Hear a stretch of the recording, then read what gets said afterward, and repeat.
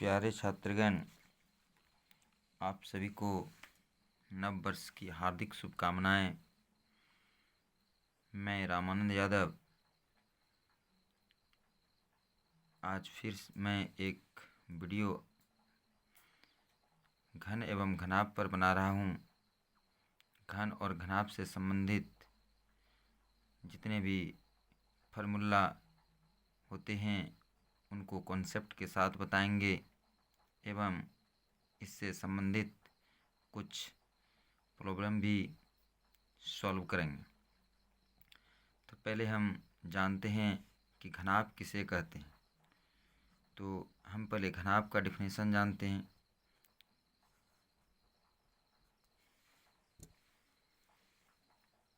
वैसी ठोस आकृति, वैसी ठोस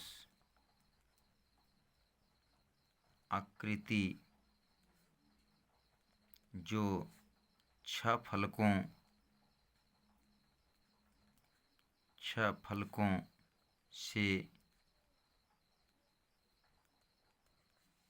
फलकों से घिरी हो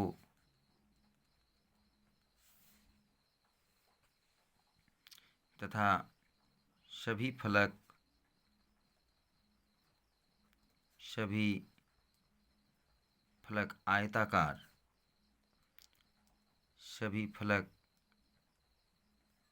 आयताकार हो, साथ ही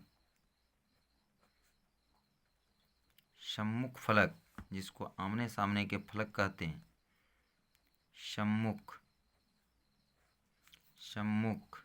फलक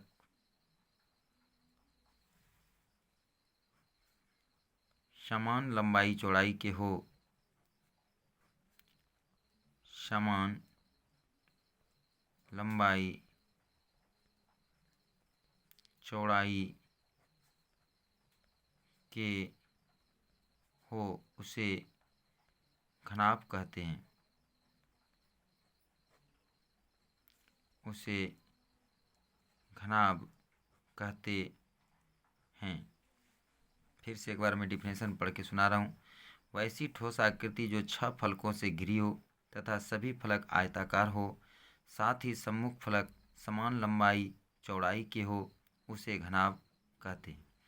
और इससे भी शॉर्ट डिफिनेशन है, दूसरा डिफिनेशन भी बता रहा हूँ घनाभ का। वैसी ठोस आकृति जिसकी लंबाई चौड़ाई ऊंचाई समान नहीं हो। वैसी ठोस आकृति जिसकी लंबाई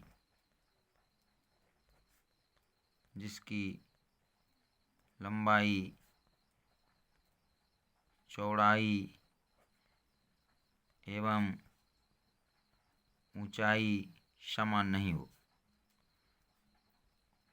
यानी घनाभ में जो लंबाई चौड़ाई ऊंचाई होता है वह समान नहीं होते हैं। लंबाई चौड़ाई एवं ऊंचाई समान नहीं हो, उसे घनाभ कहते हैं। उसे घनाभ कहते हैं।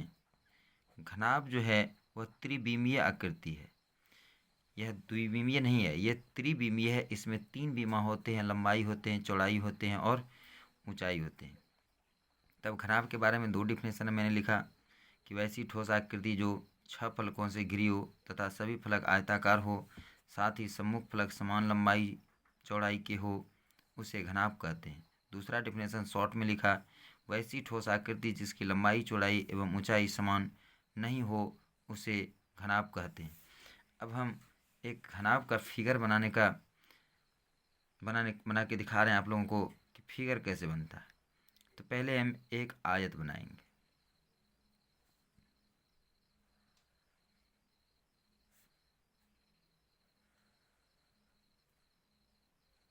ये हमारा आयत। अब हम यहाँ पर इसका लंबाई भी आधा और चौड़ाई भी आधा लेंगे और फिर एक अन्य आयत को भी बनाएंगे। उसी माप का हम एक आयत, थोड़ा मेरा टेढ़ा हो गया, इसको यहाँ से यहाँ मिला देना है, इसको यहाँ से यहाँ मिला देना है इसे यहाँ से यहाँ मिला देना है और इसको यहाँ से मिला। तो ये हमारा क्या बन गया? घनाभ। ये हमारा क्या बन गया? घनाभ। अब यदि इसमें आप बारीकी से देखेंगे तो इसमें 6 फलक हैं, ठीक है। अब इसमें कितने फलक हैं? तो 6 फलक हैं। तो घनाभ में अब हम स्टार में लिखाते हैं, तो घनाभ में 6 फलक होते हैं। 6 फलक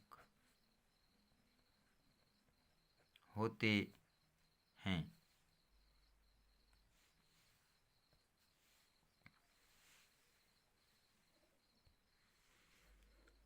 घनाभ में 6 फलक होते हैं।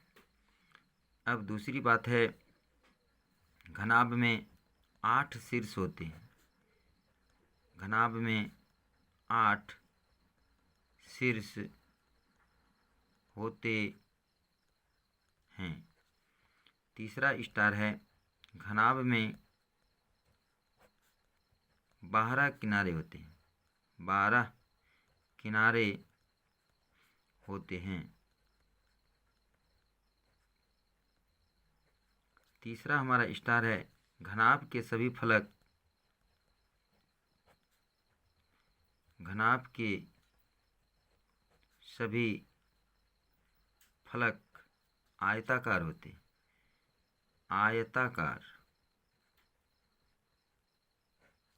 आयताकार होते हैं। अब चौथा स्टार हमारा है, घनाभ के सम्मुख फलक घनाभ के सम्मुख, जिसे आमने सामने हम कहते हैं, घनाभ के सम्मुख फलक समान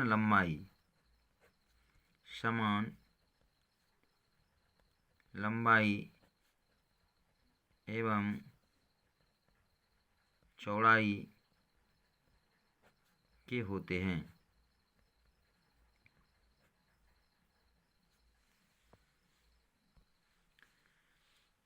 तो अब सभी स्टार को फिर मैं एक बार समझा रहा हूँ। घनाभ में 6 फलक होते हैं। जैसे आप घनाभ का उदाहरण हम थोड़ा लिखने के लिए भूल गए, यहाँ पर आपको जैसे लिख के मैं बता रहा हूँ।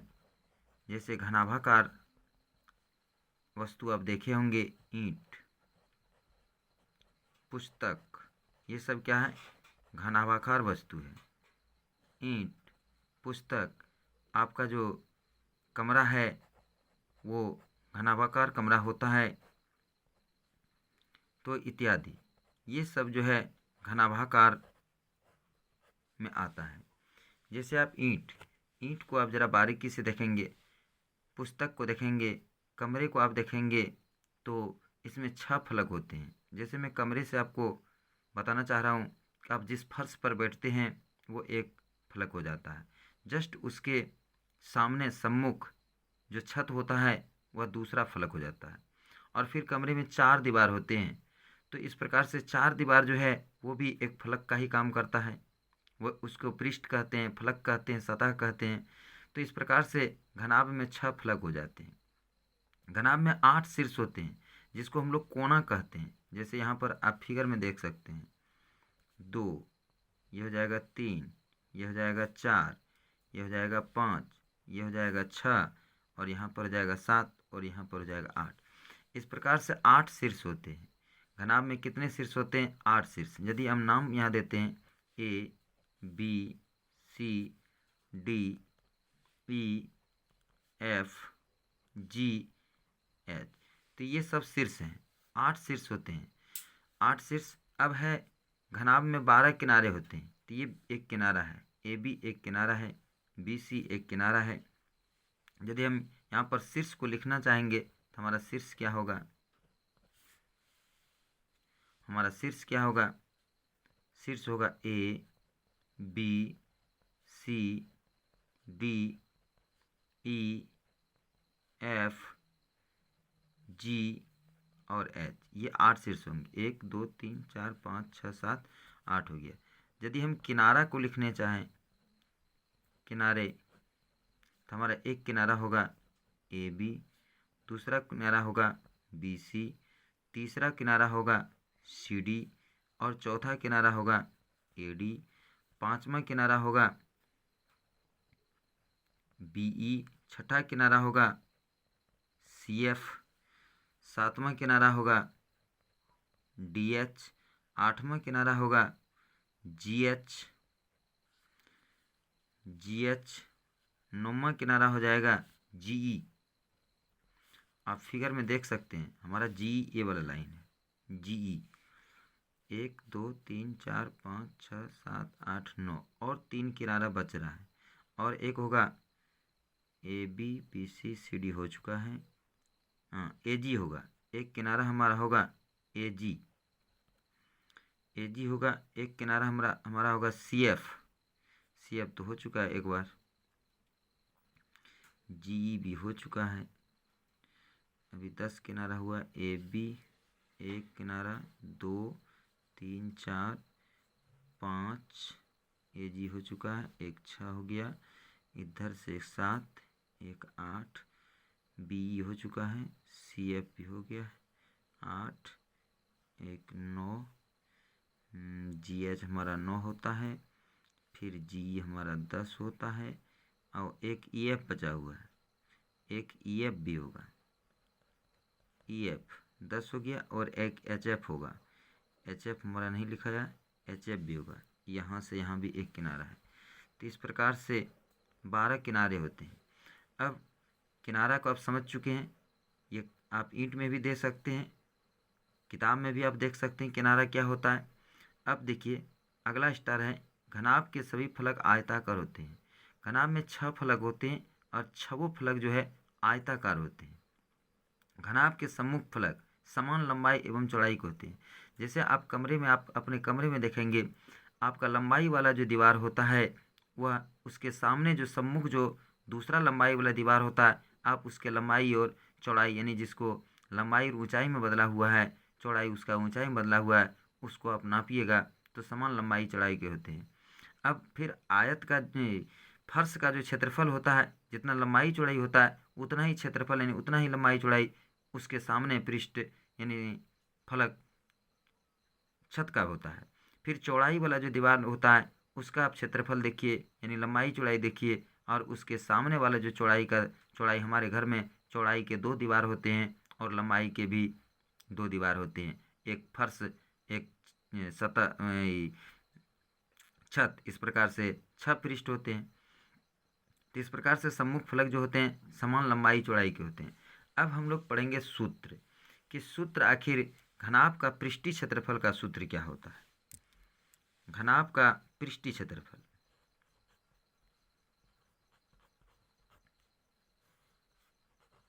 घनाभ का संपूर्ण लिख देते हैं, संपूर्ण पृष्ठीय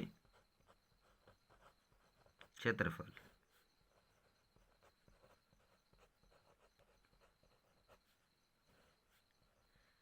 तो संपूर्ण पृष्ठीय क्षेत्रफल का मतलब होता है कि घनाभ में 6 फलक होते हैं और 6 फलकों के क्षेत्रफल को हमें जोड़ के लिखना है, वही हमारा जो है घनाभ का संपूर्ण पृष्ठीय क्षेत्रफल होगा। तो हम लिखेंगे 6 फलकों के क्षेत्रफलों, 6 फलकों के क्षेत्रफलों का योग। अब इसमें से हम देखेंगे कि 6 फलक क्या क्या होता है। तब जरा सा याद कीजिए कि आप जिस फर्श पर कमरे के जिस फर्श पर आप बैठ रहे हैं उसका क्षेत्रफल आप निकालेंगे तो आपका क्षेत्रफल क्या होगा, कमरा का फर्श जो है वो आयताकार है, उसका क्षेत्रफल क्या होगा L गुना B। आयत का क्षेत्रफल बराबर होता है लंबाई गुना चौड़ाई। इसके सम्मुख फलक यानी कि छत का क्षेत्रफल भी क्या होगा L गुना B होगा। अब आप लंबाई वाले दीवार में चले जाइए, लंबाई का दीवार जो है उसका आप क्षेत्रफल निकालेंगे तो क्या होगा L, और चौड़ाई जो है किस में बदला हुआ H में। फिर इस प्रकार के 2 दीवार हैं आपके लंबाई के, एक फिर इसका क्षेत्रफल होगा L गुना H होगा दूसरी दीवार का। अब आप चौड़ाई के दीवार में जाएंगे तो एक चौड़ाई हो गया और उसका जो है चौड़ाई तो लंबाई में लिखा गया B, और उसका जो यानी कि लंबाई की जगह पर यहाँ बी लिखा गया और चौड़ाई की जगह पर क्या लिखा जाएगा, चौड़ाई वाली दीवार का यदि हम क्षेत्रफल निकालते हैं बी गुना एच, फिर इसी प्रकार का इसका सम्मुख फलक जो होगा वो भी बी गुना एच ही होगा। तो इस प्रकार से हमारा क्या हो जाता है, एल गुना बी एल बी, एल गुना बी एल बी, एल गुना एच एल एच, एल गुना एच एल एच, बी गुना एच बी एच, बी गुना एच बी एच। तब एल बी कितना हो जाता है, एल बी जोड़ एल बी तो हो जाता है 2LB, एल एच जोड़ एल एच तो क्या हो जाता है 2LH, बी एच जोड़ बी एच तो क्या हो जाता है 2BH। अब हम तीनों में देखते हैं 2 2 2 कॉमन है तो हम 2 बाहर निकाल लेंगे, तो हमारा क्या बचता है LB जोड़ LH जोड़ BH। और ये हमारा है घनाभ का संपूर्ण पृष्ठीय क्षेत्रफल है, ये हमारे घनाभ का संपूर्ण पृष्ठीय क्षेत्रफल है। यदि इसको हम ऐसे लिखते हैं 2 गुना लंबाई गुना चौड़ाई जोड़ लंबाई गुना ऊंचाई जोड़ चौड़ाई गुना ऊंचाई, इस तरह से हमारा ये संपूर्ण पृष्ठीय क्षेत्रफल हो जाता है। तो आप ज़रूरत है आपको इस सूत्र को याद करने की, याद रखिएगा हिसाब बनाने के लिए, लेकिन इसका कॉन्सेप्ट मैं बताया कि आखिर ये सूत्र आता कैसे है, बनता कैसे है। तो इसका यही कंसेप्ट है कि घनाभ में 6 फलक होते हैं, 6 फलकों के क्षेत्रफल को हमको जोड़ना है। तो हम कैसे जोड़ेंगे, तो प्रत्येक फलक जो है आयताकार होते हैं, तो हम पहले फर्श का क्षेत्रफल लिखेंगे लंबाई गुना चौड़ाई, इसके सम्मुख का फलक होगा लंबाई गुना चौड़ाई। अब लंबाई वाली दीवार जो है उसका क्षेत्रफल लेंगे तो लंबाई गुना चौड़ाई लिखेंगे, तो लंबाई ही रह गया, लेकिन इसका चौड़ाई जो है वो ऊंचाई में बदल गया है। तो इसी प्रकार से दोनों फलकों का हो जाएगा, यानी कि लंबाई वाले दोनों दीवार का। फिर चौड़ाई वाली दीवार का क्षेत्रफल लेंगे तो उसका भी गुना होगा लंबाई गुना चौड़ाई, लेकिन वहाँ पर लंबाई की जगह पर हम चौड़ाई लिखेंगे यानी कि बी लिखेंगे, और फिर चौड़ाई की जगह पर हम क्या लिखेंगे ऊंचाई लिखेंगे, चौड़ाई उसका ऊंचाई में बदला हुआ है। तो फिर इसी प्रकार के दोनों फलक का हो गया। इस तरह से सारे फलकों का क्षेत्रफल मैंने जोड़ दिया, तो हमारा सूत्र क्या है 2 गुना LB जोड़ LH जोड़ BH। अब हम इसका एक अगला सूत्र पढ़ते हैं, घनाभ का पार्श्व पृष्ठीय क्षेत्रफल। एक अगला सूत्र आता है घनाभ का पार्श्व पृष्ठीय क्षेत्रफल।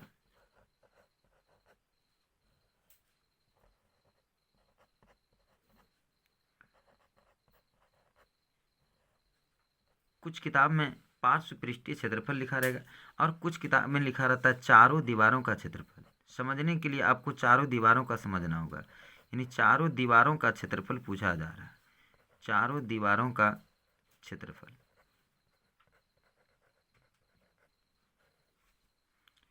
ठीक है, घनाभ का पार्श्व पृष्ठीय क्षेत्रफल का मतलब क्या हो गया कि चारों दीवारों का क्षेत्रफल, यहाँ पर ब्रैकेट नहीं देना है, चारों दीवारों का क्षेत्रफल। तो अभी हमने तुरंत बताया कि चारों दीवारों का क्षेत्रफल अब निकाल चुके हैं पहले वाले हिसाब में। जैसे लंबाई वाली दीवार का क्षेत्रफल हमने क्या लिखा L गुना H। अब हमारे लंबाई की दीवार कितने हैं, 2 दीवार हैं, तो फिर दूसरी दीवार का भी क्षेत्रफल क्या होगा L गुना H होगा। चौड़ाई वाले दीवार का क्षेत्रफल मैंने क्या लिखा B गुना H लिखा। फिर चौड़ाई वाले भी हमारे 2 दीवार होते हैं, तो इसका भी क्षेत्रफल क्या होगा B गुना H ही होगा। अब इसको हम फिर गुना करते हैं, L गुना H गुना करते हैं LH, फिर L गुना H करते हैं LH, B गुना H करते हैं BH, B गुना H करते हैं तो BH हो जाता है। ये दोनों को जोड़ देते हैं, LH जोड़ LH तो क्या हो जाता है 2LH, BH जोड़ BH तो क्या हो जाता है 2BH। अब आप यहाँ पर देख सकते हैं कि दोनों साइड जो है 2 कॉमन है, दोनों जो है दोनों में 2 कॉमन है और H भी कॉमन है।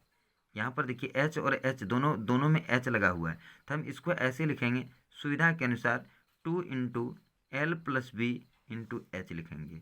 ठीक है, आप इधर भी H लिखेंगे तो कोई दिक्कत नहीं, इधर भी 2 लिखेंगे कोई दिक्कत नहीं, कॉमन आप किधर से भी ले सकते हैं, उससे कोई परेशानी नहीं है।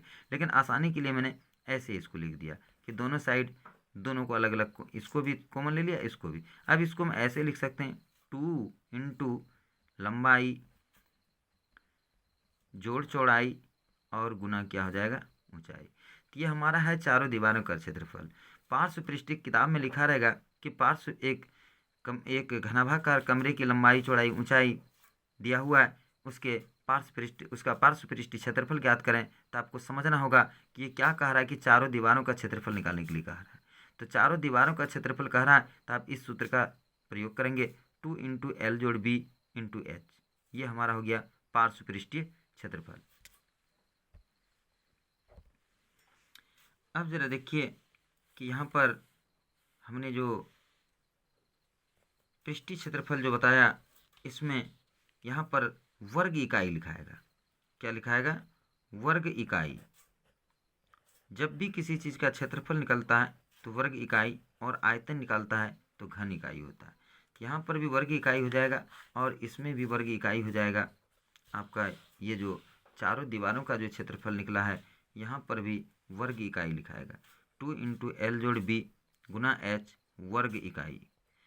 अब सेंटीमीटर में है तो सेंटीमीटर स्क्वायर लिखिए, फीट में है तो फीट स्क्वायर लिखिए, मीटर में है मीटर स्क्वायर लिखिए, जिसमें भी हो आप उसी में लिख सकते हैं।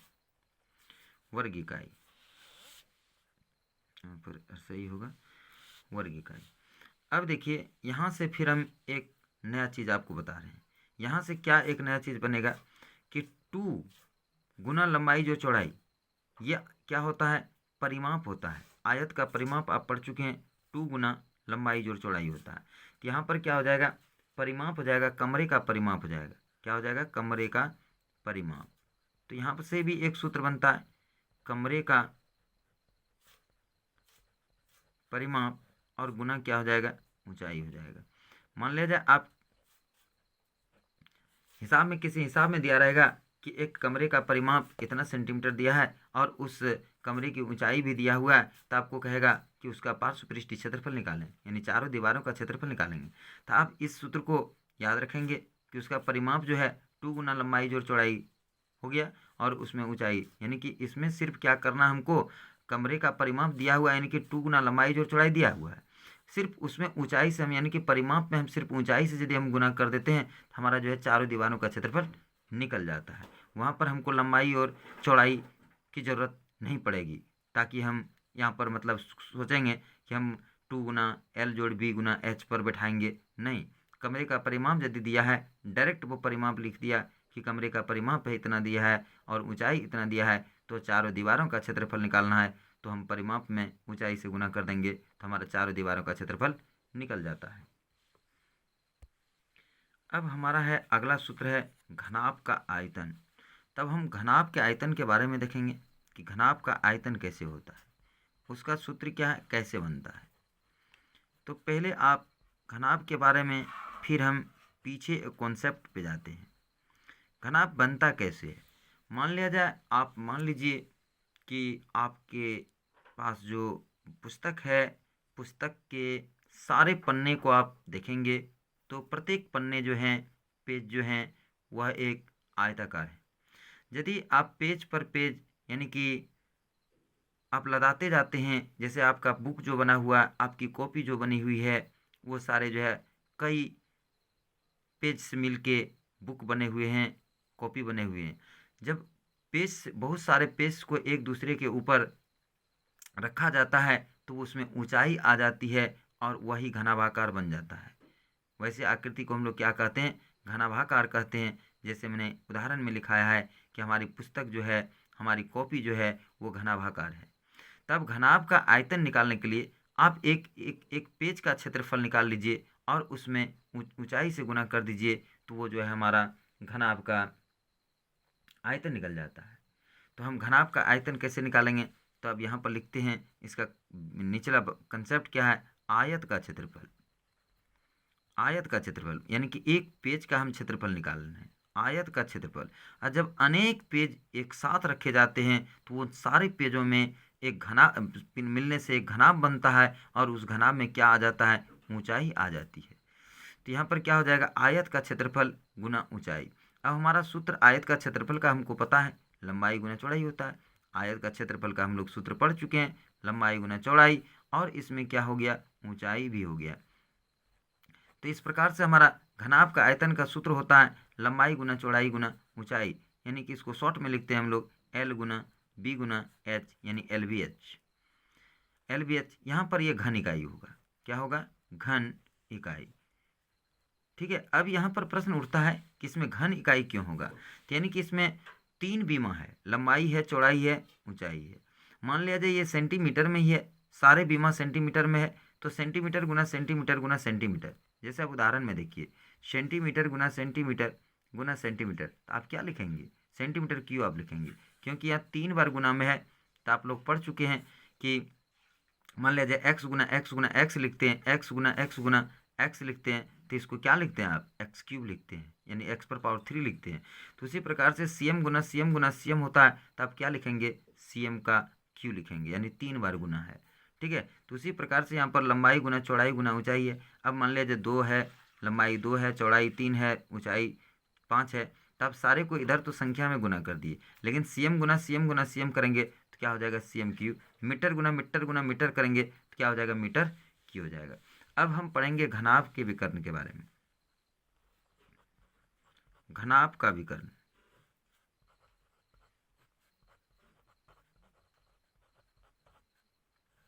घनाभ का विकर्ण का सूत्र होता है रूट अंडर एल स्क्वायर जोड़ बी स्क्वायर जोड़ एच स्क्वायर होता है। ये हमारा क्या होता है, घनाभ का सूत्र होता है। यहाँ पर सिर्फ इकाई होगा, वर्ग इकाई वगैरह कुछ भी नहीं होगा, सिर्फ क्या होगा, इकाई होगा, क्योंकि ये लंबाई टाइप का ही होगा घनाभ का विकर्ण। अब देखिए यहाँ पर घनाभ का विकर्ण जो है ये क्या होता है,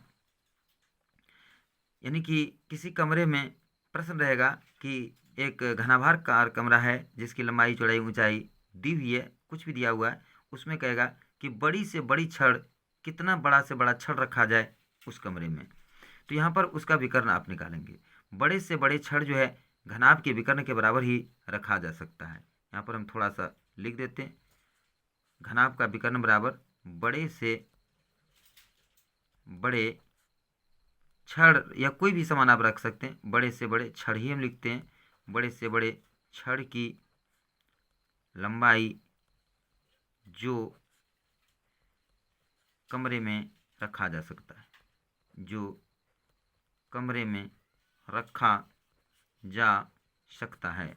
आप सूत्र को जान रहे हैं, लेकिन आपको यदि ये बात पता नहीं होगा, रखा जा सकता है, कि मान लीजिए क्वेश्चन आपसे पूछा जाएगा कि एक घनाभ की लंबाई चौड़ाई ऊंचाई इतना है, उस कमरे में बड़े से बड़े, कितने बड़े से बड़े लंबे छड़ को रखा जा सकता है, तो आप तो, यदि सूत्र को आप पता नहीं है कि इसी सूत्र से निकलता, आप तो सब जान रहे हैं, सूत्र जान रहे हैं कि घनाभ का विकर्ण बराबर रूट अंडर एल स्क्वायर जोड़ बी स्क्वायर जोड़ एच स्क्वायर होता है, लेकिन आप नहीं जान रहे हैं तो आप नहीं बना पाएंगे। इसलिए सबसे पहले ज़रूरी है कि इसके बात को समझना होगा कि ये कह क्या रहा है। तो ये था हमारा कॉन्सेप्ट घनाभ के लिए। अब हम जाते हैं घन की ओर। अब हम पढ़ते हैं घन की ओर। घन क्या होता है, घन, तो हम घन का डिफिनेशन लिख रहे हैं। घन वैसी ठोस आकृति, वैसी ठोस आकृति जो 6 फलकों से, 6 फलकों से घिरी हो तथा प्रत्येक फलक वर्गाकार, आयत, उसमें आयताकार इसमें वर्गाकार, प्रत्येक फलक वर्गाकार हो, साथ ही सभी फलक, साथ ही सम्मुख फलक, सम्मुख की नहीं सभी फलक कहा जाए, 6 फलकों से घिरी हो तथा 6 फलकों से घिरी हो तथा सभी फलक, यहाँ सभी छूट गया, सभी फलक वर्गाकार हो। यहाँ पर साथ ही सम्मुख फलक का कोई आवश्यकता नहीं है, चूँकि यहाँ पर 6 फलक जो होते हैं, सभी 6 फलक जो हैं वो वर्गाकार ही होते हैं।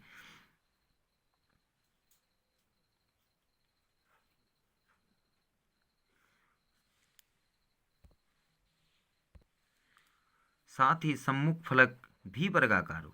यहाँ पर जब सभी हो गया तो सम्मुख का जरूरी नहीं था, लेकिन लिखा गया, तो साथ ही सम्मुख फलक छूट गया है, देखिए सम्मुख फलक भी वर्गाकार हो तो उसे घन कहते हैं।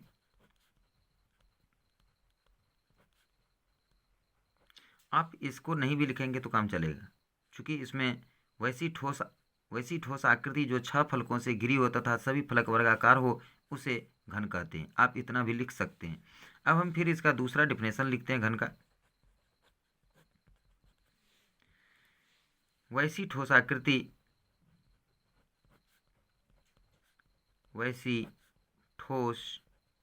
आकृति जिसकी लंबाई चौड़ाई एवं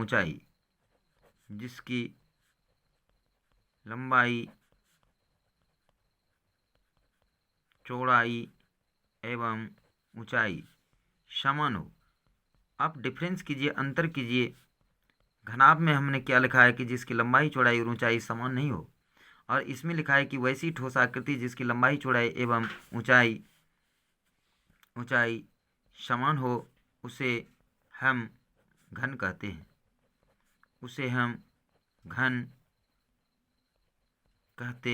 हैं। जैसे अब आप लूडो की गोटी को देखे होंगे, वो घनाभाकार होता है, घनाकार होता है, यानी घन के जैसा होता है। उसकी लंबाई चौड़ी एवं जिसको हम लोग क्या कहते हैं, पासा। ठीक है, इसकी लंबाई चौड़ाई और ऊंचाई क्या होती है, समान होती है। तो ये हो गया हमारा घन हो गया। पासा और इत्यादि बहुत सारे उदाहरण हैं जिसकी लंबाई चौड़ाई ऊंचाई बराबर हो, उसे हम लोग क्या कहते हैं, घन कहते हैं। तो ये हमारा था घन का कॉन्सेप्ट। अब आप घन कैसे बनाएंगे, घन को कैसे बनाया जा सकता है, तो आप घन बनाने के लिए फिगर कैसे बनेगा वो आप समझिए। तो हम पहले क्या करेंगे, एक वर्ग बनाएंगे।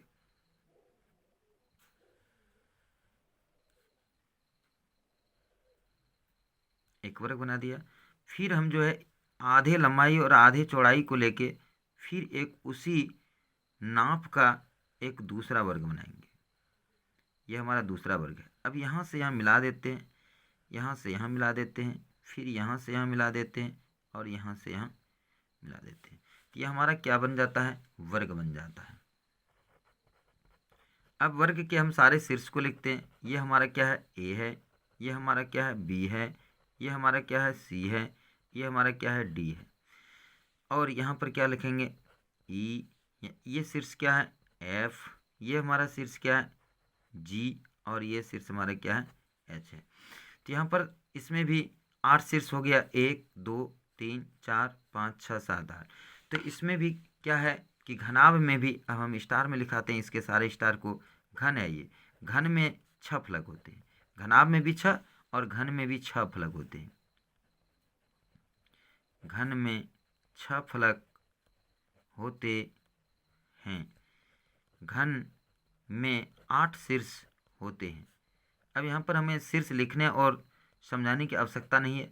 जो घन में होता है वही घनाभ में भी होता है। घनाभ के शीर्ष को मैंने समझा दिया। इसमें भी आप देख सकते हैं A B C D E F G H, ये शीर्ष हैं। किनारे यदि आप देखेंगे A B B C C D A D, ये सी एफ एफ ई जी, जितना उसमें लिखे थे उतना इसमें भी है। घन में 8 शीर्ष होते हैं। तीसरा स्टार है, घन में 12 किनारे होते हैं। अभी तुरंत मैंने किनारे दिखाए, उसी तरह से घन में 12, घन में 12 किनारे होते हैं। अब चौथा स्टार है, घन के सभी फलक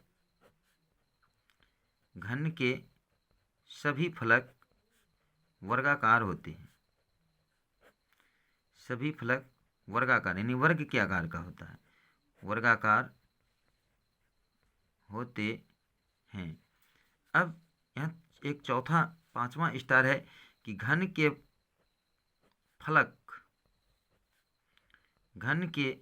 सभी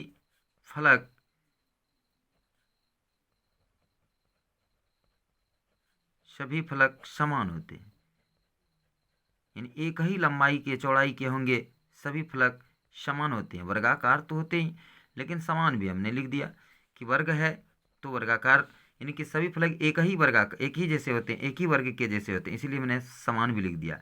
और घन में एक ही प्रकार के फलक होते हैं, घन में एक ही प्रकार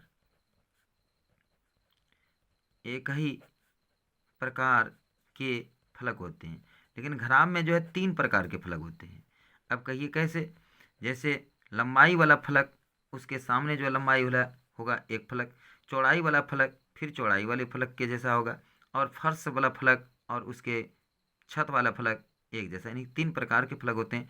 लेकिन घन में एक ही प्रकार के फलक होते हैं, 6 फलक होंगे, लेकिन 6 वो एक ही जैसा होंगे, और सभी फलक समान होंगे, सभी फलक वर्गाकार होंगे। तो ये हमारा था घन का कॉन्सेप्ट। अब हम देखते हैं घन का पृष्ठीय क्षेत्रफल।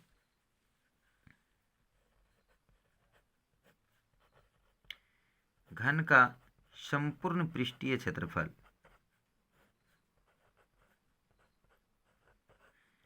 संपूर्ण पृष्ठीय क्षेत्रफल।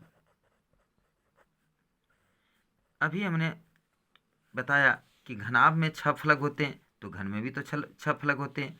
अब इसका पृष्ठीय क्षेत्रफल हम कैसे निकालेंगे? तो वही बात हम लिखेंगे, 6 फलकों के क्षेत्रफलों का योग, 6 फलकों के क्षेत्रफलों का योग, 6 फलकों के क्षेत्रफलों का योग। अब देखिए, आप पहले इसको समझने के लिए आपको पीछे मुड़ना होगा, घनाभ की ओर जाना होगा। इसमें हमने क्या लिखाया कि L बराबर है B का, B बराबर है H का, यानी इसमें तीनों बराबर होते हैं, L B H, लंबाई चौड़ाई ऊंचाई तीनों समान होते हैं, तब उसका नाम घन होता है। तब हम पीछे की ओर मुड़ते हैं, घनाभ के पृष्ठीय क्षेत्रफल को आप देखिए कि घनाभ का अपने पृष्ठीय क्षेत्रफल क्या लिखा है, संपूर्ण पृष्ठीय क्षेत्रफल 2 × LB जोड़ BH जोड़ LH। अब यहाँ पर आप क्या देख रहे हैं कि L और B दोनों समान है, L और B दोनों समान है, तो आप लिखिए L × L। फिर आप देखिए कि B भी L के बराबर है, H भी L के बराबर है, B भी L के बराबर है, H भी L के बराबर है, तो यहाँ भी लिखा जाएगा L × L। फिर L तो L ही है, लेकिन ये H जो है फिर L के बराबर है, तो हम इसको लिख सकते हैं L × L लिख सकते हैं। अब यदि हम इसको गुना करते हैं तो L × L क्या हो जाता है हमारा L², फिर L × L क्या हो जाता है L², फिर L × L क्या हो जाता है L²। अब हम इसको जोड़ेंगे तो L² 3 बार जोड़ में है, तो क्या हो जाएगा 3L², 3L²। अब हम 2 से गुना करते हैं तो 2 × 3 कितना हो जाता है 6L² हो जाता है, यानी कि ये क्या हो जाएगा 6 × L मतलब भुजा, L मतलब भुजा या किनारा, घन में किनारा और भुजा उसको L से सूचित किया जाता है, यानी हम लिख देते हैं इधर L को हम लोग क्या कहते हैं भुजा कहते हैं, या तो L को हम लोग क्या कहते हैं किनारा भी कहते हैं। तो 6 × भुजा² हो जाएगा, 6 × भुजा या तो आप किनारा जो लिख सकते हैं स्क्वायर हो गया, ठीक है। और यहाँ पर ये क्या होगा वर्ग इकाई होगा, वर्ग इकाई लिखाएगा।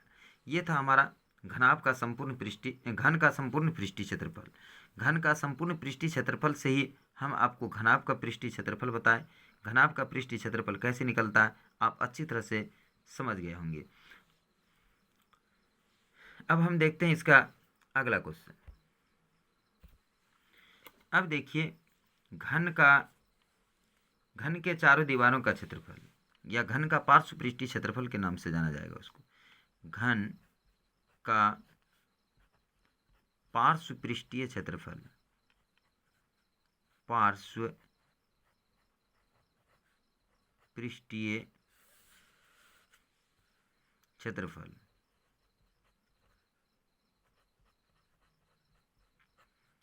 अभी हमने तुरंत बताया है, यानी कि कमरे के चारों दीवारों का क्षेत्रफल।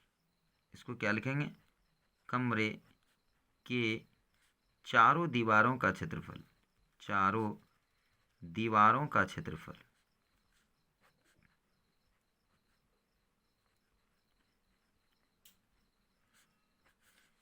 चारों दीवारों का क्षेत्रफल।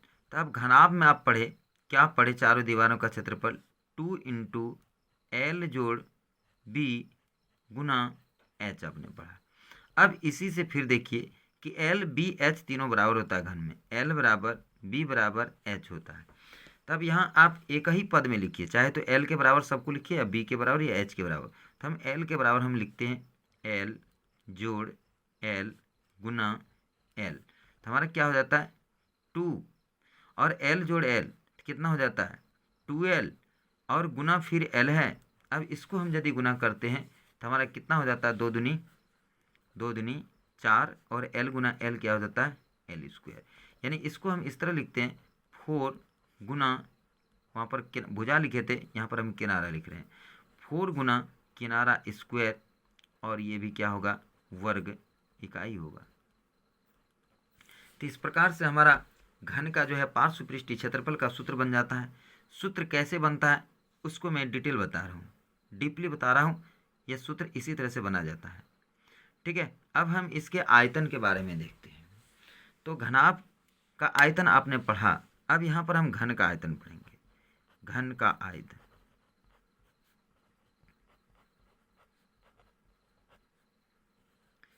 घन का आयतन, अब मैंने पीछे स्टार में बताया है कि घन का प्रत्येक फलक जो होता है वो वर्गाकार होता है। घन का प्रत्येक फलक क्या होता है वर्गाकार होता है।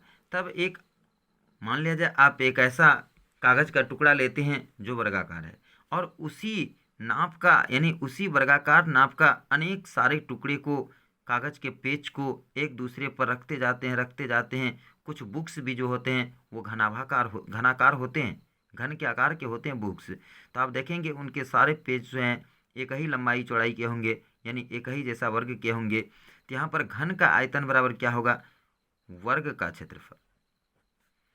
वर्ग यानी एक पेज को हम मान लेते हैं वर्ग है, तो उसका हम क्षेत्रफल निकालते हैं। साथ ही साथ जब अनेक पेज को एक साथ रखा जाता है तो उसमें क्या आ जाती है ऊंचाई आ जाती है। तो यहाँ पर क्या होगा घन का आयतन बराबर वर्ग का क्षेत्रफल गुना ऊंचाई। आपने पढ़ा है वर्ग का क्षेत्रफल बराबर होता है भुजा स्क्वायर, यानी भुजा गुना भुजा होता है। तो यहाँ पर हमने भुजा को एल लिखेंगे, क्या लिखेंगे एल लिखेंगे, तो एल स्क्वायर हो जाएगा, ठीक है। एल गुना एल लिख देते हैं, और फिर ऊंचाई जो है चूंकि इसमें तो सब बराबर है, एल और बी और एच सब बराबर है, तो यहाँ पर क्या हो जाएगा एल गुना एल हो जाएगा, ठीक है।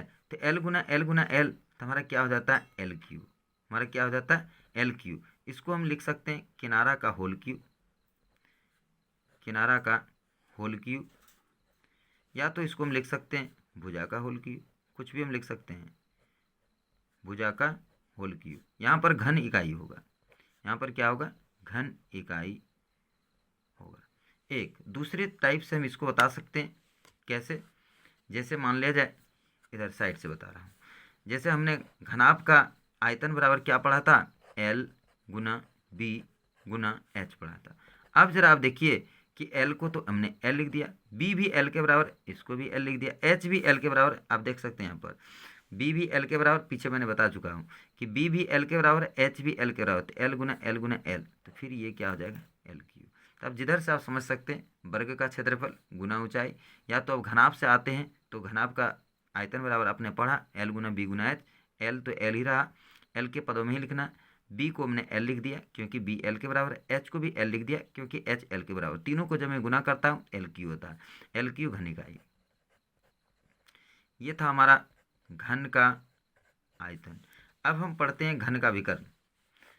अब हम घन के विकर्ण के बारे में आपको बता रहे हैं, घन का विकर्ण।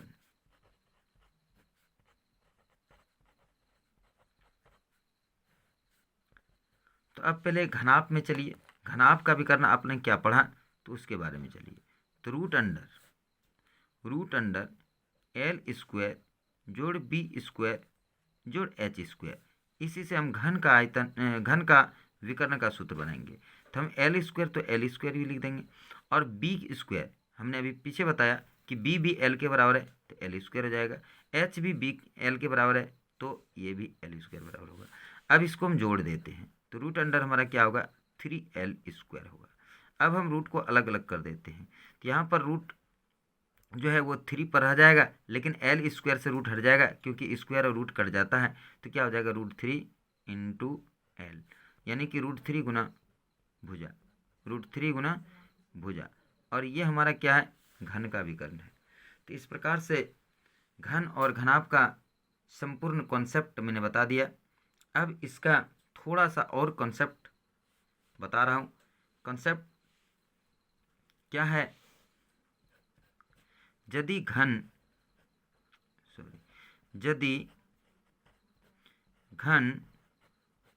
एवं घनाभ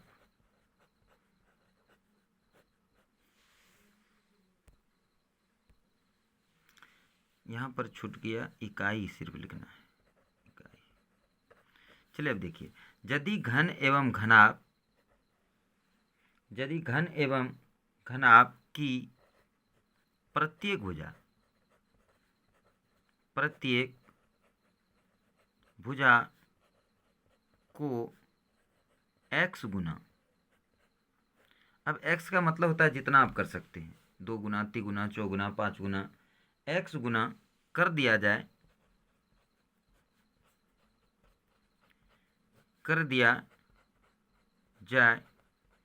तो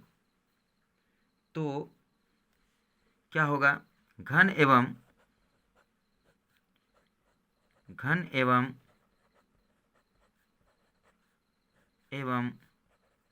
घनाभ का पृष्ठीय क्षेत्रफल,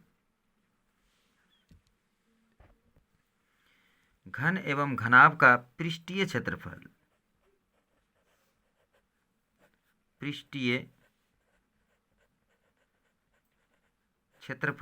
एक्स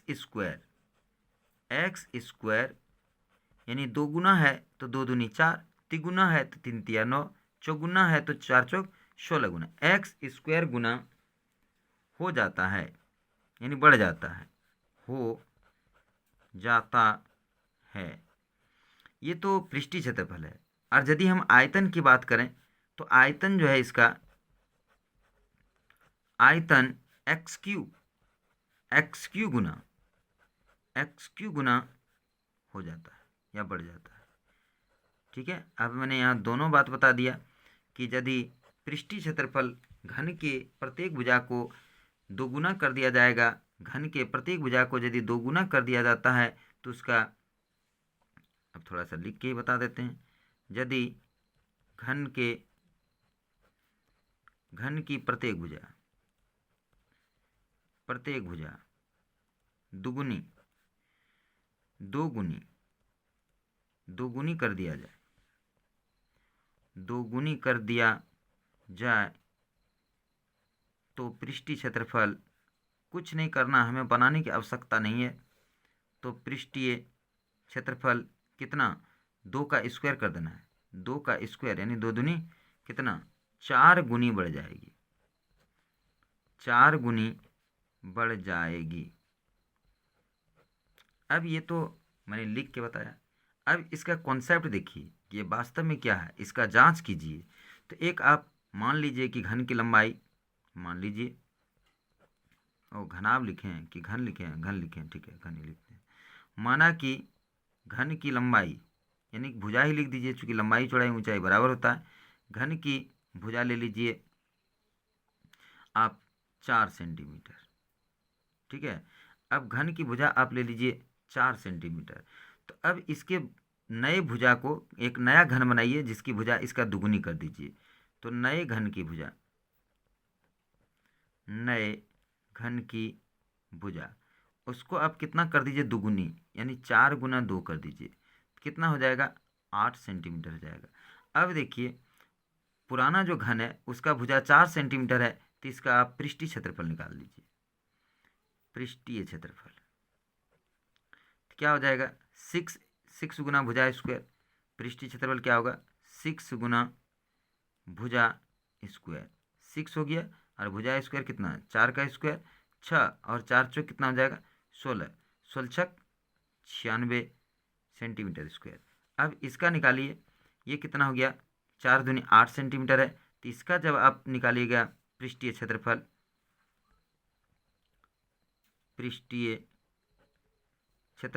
तो फिर वही होगा 6L स्क्वायर, यानी 6 और क्या होगा 8 का स्क्वायर, 6 और 8 कितना होगा 64, 6 चुके 6 चुके 24, हाथ ऊंचा 2, 6 चाक 36 और 2 38। अब देखिए इससे ये कितना गुना बढ़ गया, इससे ये कितना गुना बढ़ गया। तो 96 से 384 हो गया। तो 96 को 4 से आप गुना कीजिए, 96 गुना 4 कीजिए। चूँकि यहाँ पर अब 2 गुना बढ़ा है तो देखिए पृष्ठीय क्षेत्रफल चौगुना है कि नहीं। 4 छक 24, हाथ ऊंचा 2 और 9 चौक 36 और 2 38। यानी कि कितना गुना बढ़ गया, 4 गुना बढ़ गया। ठीक है, तो इसी प्रकार से आप कॉन्सेप्ट भी मैंने जो बताया, ये सूत्र या ऑब्जेक्टिव बनाने का ये जो फार्मूला तरीका बताए, उसको मैंने यहाँ कॉन्सेप्ट के द्वारा यानी कि बना के उसको प्रूव भी कर दिया, साबित भी कर दिया कि यदि किसी एक घन का प्रत्येक भुजा 2 गुनी कर दिया जाए तो उसका पृष्ठीय क्षेत्रफल 2 दूनी 4 गुनी बढ़ जाती है। तो हमने एक घन का भुजा 4 सेंटीमीटर मान लिया तो उसका पृष्ठीय क्षेत्रफल 96 सेंटीमीटर स्क्वायर होता है। उसी घन को यदि दुगुना कर दिया जाता है, प्रत्येक भुजा को 4 दूनी 8 सेंटीमीटर कर दिया जाता है तो उसका पृष्ठीय क्षेत्रफल 384 सेंटीमीटर स्क्वायर हो जाता है, और जो कि 96 का 4 गुना है। पहले वाले घन का पृष्ठीय क्षेत्रफल 96 सेंटीमीटर स्क्वायर था और नए घन वाले का पृष्ठीय क्षेत्रफल 384 सेंटीमीटर स्क्वायर हो गया, यानी 96 का ये चौगुना है। तो इस प्रकार से इस प्रकार का यदि क्वेश्चन एग्जाम में पूछे जाते हैं तो हमें जो है इस तरह से मान के या नहीं कुछ करना है। सीधा दोगुनी पूछा जाए कि प्रत्येक भुजा को दोगुनी कर दिया जाता है तो उसका पृष्ठीय क्षेत्रफल 2 का स्क्वायर कर देंगे। आयतन यदि पूछा जाएगा तो 2 का क्यूब कर देंगे। तिगुनी पूछा जाएगा तो 3 का स्क्वायर 3 तिया 9 कर देंगे। यदि उसका आयतन पूछा जाएगा तो 3 का होल क्यूब कर देंगे। 4 गुनी पूछा जाता है तो 4 का होल क्यूब, यानी जितना कहेगा उतना ही इस सूत्र के माध्यम से हम बना लेंगे। तो बस आज इतना ही। आपको कैसा कॉन्सेप्ट लगा, कॉन्सेप्ट को आप देखिए, समझिए, और ये डीप जानकारी आपको दे रहे हैं, इससे ज़्यादा डीप कुछ नहीं है। और फिर इस पर आधारित हम अगले वीडियो में कुछ सवाल को भी अपलोड करूँगा। यदि कहीं कुछ छूटा होगा तो वहाँ पर मैं इसका पूर्ति करूँगा। बस आज इतना ही। यदि अच्छा लगे वीडियो को तो एक बार लाइक अवश्य कीजिएगा। नए पहली बार देख रहे हैं तो सब्सक्राइब कीजिएगा। तो बस आज इतना ही। जय हिंद, जय भारत।